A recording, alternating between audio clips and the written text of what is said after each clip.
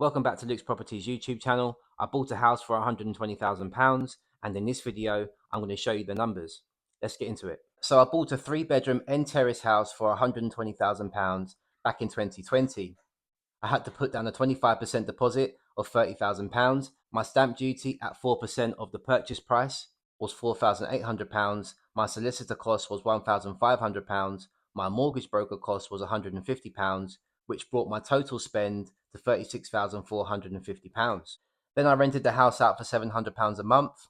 Rents have increased since then, but back then it was £700 a month. My mortgage payment at 2.5% interest on an interest-only mortgage was £187 per month. And luckily for me, I fixed this mortgage for 5 years, so my payment has stayed the same. I always put around £50 aside for maintenance, and insurance cost me £30 a month, which gave me a total net income of £433 per month, or £5,196 per year.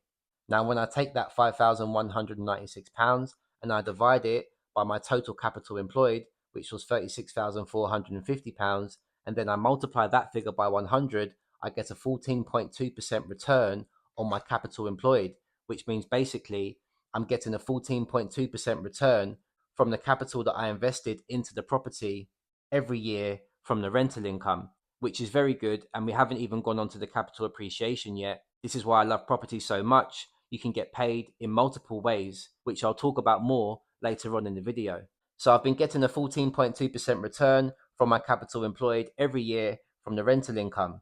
And over the last 4 years, house prices have increased by 25%. So what I want to do now is show you the numbers today so you can see what's happened over the last 4 years. So the house price is now worth £150,000. Remember, when I bought it, it was only worth £120,000. My equity has increased to £60,000, which is another great thing about property, is when the house price increases, you get to benefit from 100% of that appreciation. Even though you only put 25% down to buy the asset, you get to benefit from 100% of the appreciation. So my equity currently sits at £60,000.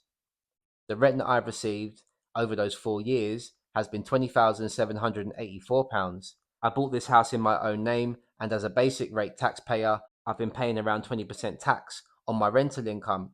So my post-tax rental income over those 4 years has been £16,628. So now would be a good time to refinance the property. I'm not sure if I'm going to do this yet, as I don't actually need the money right now. I could just leave the money in the asset, let it keep building up. House prices are expected to rise by another 26% over the next 4 years, at which point my equity will be around £90,000 rather than £60,000. So I'm in no rush to refinance, but I just want to run through the numbers with you so that you understand them, and maybe you could do this yourself.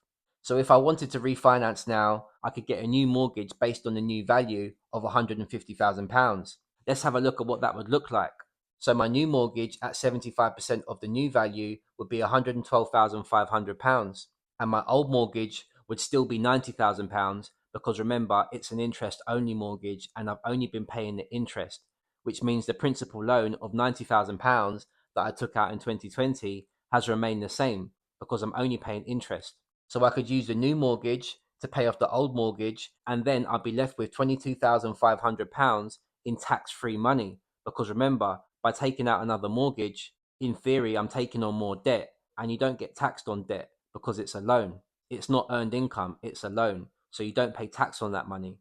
So I get £22,500 in tax-free money. I put that with my post-tax rental income of £16,628, and that gives me a total of £39,128. Now, I could use this money to go and buy a fancy car or a nice watch, or even go and travel the world.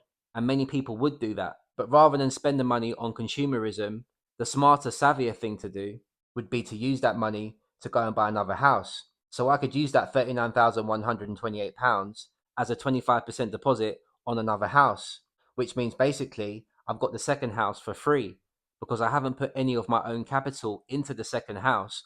All that's happened is the first house has appreciated in value. I've then refinanced to the new value. I've saved the rental income, and I've put my additional equity with my rental income and used that to buy another house. I haven't had to go into my own pockets. House number one has paid for house number two, which means basically I got this house for free.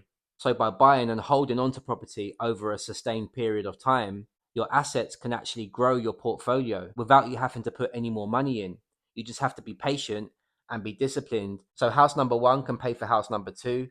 I can repeat the process, and that way I'll be benefiting from 2 times rental income and 2 times capital appreciation. So when the housing market goes up again by 25%, rather than making £30,000 on one property, I'll make £60,000 because I have two. This is how your money can really start to compound, and this is how your portfolio can grow just from planting that original seed in the first place and buying the first house. This is why you should always invest as early and as often as possible. This is how wealthy people intelligently leverage debt to scale their net worth.